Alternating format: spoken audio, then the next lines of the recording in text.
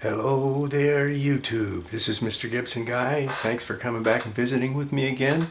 This is my second video today, and it's the part two to the video that I put up this morning. If you've been following that, and this is continuation, I'll fill you in if you haven't, but I recently bought a Canon new F-1 camera body and a Canon AE motor drive. That's right here. And I'm giving you this tabletop review here on the Canon. I promised this morning that I was going to do kind of a restoration job on it, using my important tools here, the old toothbrush, which really refreshes the camera and gets into all the little cracks and spaces and clears things out, and the Sharpie, which I use with black bodied cameras to fill in any brassing around the corners that you get up here, around on the bottom. And so I have done that, brushed it off. I want to show you the whole camera. Look at different views. I'm kind of standing here so I can see how the light's reflecting on it. You can see all the brassing is covered up here, and those markers actually do a good job of making it black like it was. Doesn't help much on a chrome body, but the chrome bodies seem to stand up a little bit better to the wear and tear from straps on a camera. I don't really like straps on a camera. I'd rather have it in a small bag and just carry the bag as a strap and carry the camera without any straps. Alrighty, you miss any angles there? Look at the bottom. It looks so shiny. Yeah, it looks very nice. So this camera, I don't know if you can tell from what you see here, but this thing looks just about like brand new. This motor drive that I picked up pretty reasonably the other day, it's the auto exposure motor drive fan right there. You can see it's got the grip on it. This has a typical of Canon. This is for your AA batteries, and this takes 12 AA's, the same as the similar battery compartment on the motor drive MA, which goes on the A1. Both of those 12 batteries give us 18-volt motor. Now, by comparison, this is a venerable Nikon F2 with the MD3 and MB2 battery pack on it. You can see this has battery pack on either side. One there, one here, like that. Put 4 batteries in each, so it holds 8 cells, which comes up to a total of 12 volts of power. And that was superseded by the F3 HP with the motor drive MD4 right here. This was a big improvement for Nikon when they did this. They did away with the separate battery pack, and instead they put the battery pack inside the camera. Battery pack connected to the motor drive, and only 8 cells again, just like in the F2, only 12 volts, but this motor drive would run 5.5 frames per second with the mirror down and 6 frames per second with the mirror locked up.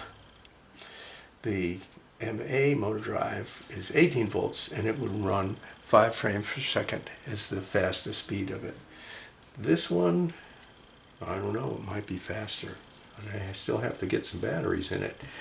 But now that I have gone over this and you have seen the new F1 that I got yesterday, I went looking all over the place last night, all over the internet, to find some information about this, and I could not find anywhere on the internet how you connect the motor drive to the F-1.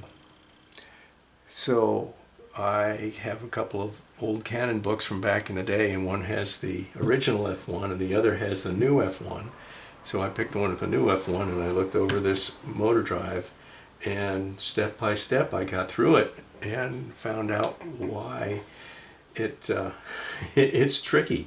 I would say this is the most complex attaching motor drive that I have ever seen. So Canon decided they were onto something, but you know what? They sure did give you some challenges, because it's got covers and more covers, and it's even got a cover for the covers. You think I'm making this up, but I'll show you. The good thing is it all works with a penny, so you don't have to save up to have a nickel to take it apart like other motor drive covers. But let's go to the camera body first. This is actually something that is multi-step. All right. Now we have two covers down here that we have to remove. This one has a hole in the middle, but it's still got the slots for the coin. And this is for the film rewind device, because this motor drive winds film and rewinds film also. So it has this nifty little cover. So that's where this prong is going to go in. But I'll put this just a little bit aside here. We also have to remove this other smaller cover. And this, you kind of get to play Tetris with this. This is, once you get over the tricks of just doing it the first time, it's actually kind of fun when you figure out all the stuff that Canon figured out to put this together. Now this one, we're going to take this little cover and put it in there like that. That's going to stay there, and we're going to leave it there because you have to put them, nest them together like that for what we're doing. Now we got those two covers off. We got to look at the motor drive, because guess what? It's got winders and covers too. Now this one here, I guess I can show it to you because it's not important, but this is another electronics port that doesn't have to do with attaching or removing the motor drive, but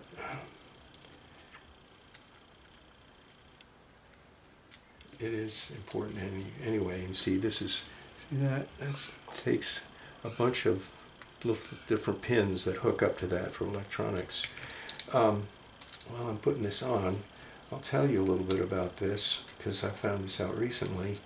I thought that the Nikon F3 and the Nikon FA were the only cameras that had the camera run off the motor drive batteries.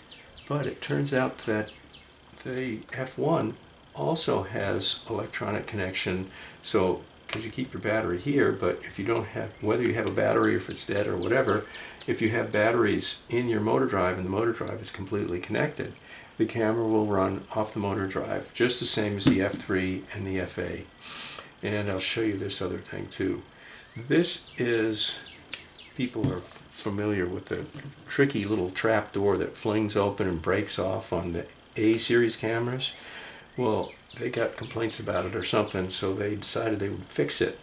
And here you see they have a little bit of a hand grip, but they made this hand grip so you could still fit it on the motor drive with the hand grip attached, because it's just a real small one. But there's a little button down here. You do like Q with James Bond. It's a little red button. Whatever you do, 007, don't touch it. So we're going to touch it. It's not an ejector seat, but it releases this whole section, so you put your battery in there. And see, there's these two little holes that these pins line up with, and slide it back in, line it up, and it clicks in.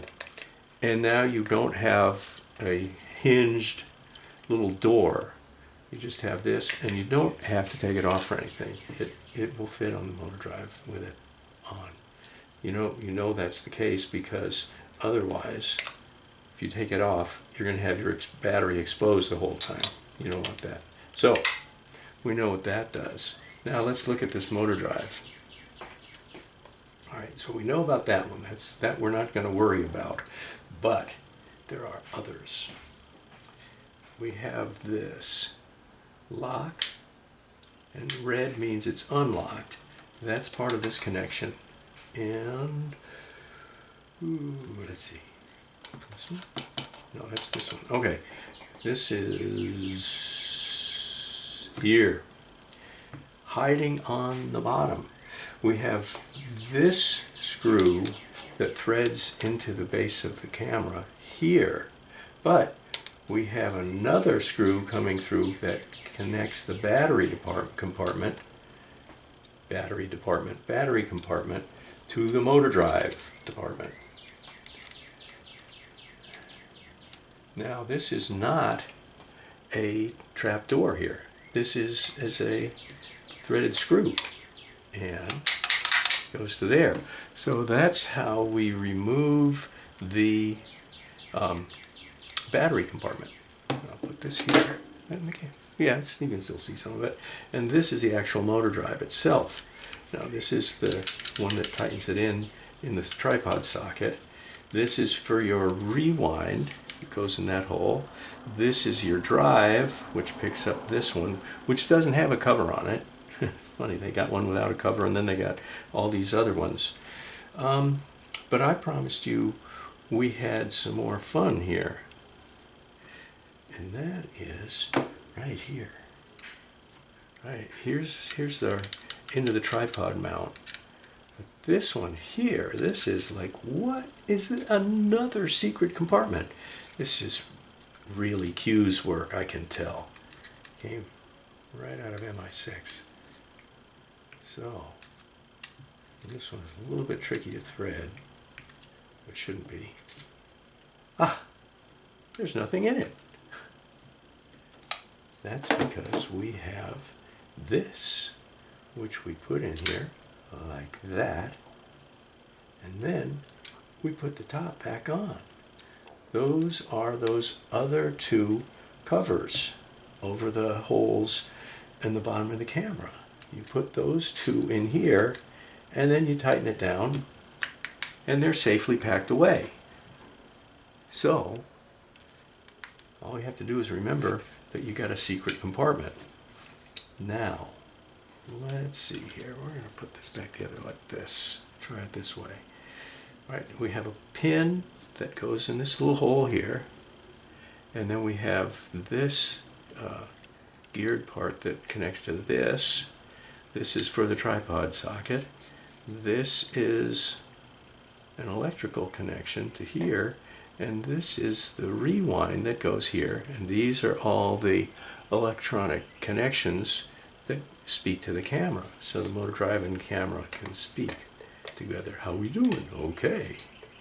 So now this is the tricky part. You got to line all this stuff just right and tighten the bolt down, but you don't want to be able to see daylight through here. So there, I got that on. I'm changing my directions. From here on out, we put the motor drive on. After the motor drive is completely connected, we're going to put the battery compartment on. Now this pin goes into this hole, and that's the one that we can lock, and this screw goes into this hole, and that connects the batteries to the motor, and here's the pins that connect to here. So we got full contact there, these in here, and now it's just a matter of, see if we can use our penny one last time. Now I went to get batteries this morning, but they didn't have the Duracells, and I like to use Duracells. So I don't have a battery in the camera yet. But last thing I'll mention is the little triangles that come with the camera. You got to make sure you either remove these or fold this one up, because it will, if it's folded down, the handle on the motor drive will not connect correctly. But if you take it out, then it will. But if you want these still on there, you want to use a strap, make sure that they're going up, not down. All right, now, any questions about that? We've got the F1 completely strapped in. Let's see here. All right, it's a little bit lower than the F2, but a little bit, I don't know, maybe a little bit taller than the F3. Definitely a lot higher than the A1, but this is not supposed to be a pro level camera. So now you see how you connect the motor drive to the Canon F1. I hope you found this interesting. Leave me a comment and give me a message. Give me a check a thumbs up or thumbs down, whatever you want to do is fine with me, but say howdy. It's nice for you to stop by, and now you know how to get your new F1 up to motorized standards. All right, until the next one, this is Mr. Gibson Guy, and I am out of here. Bye-bye.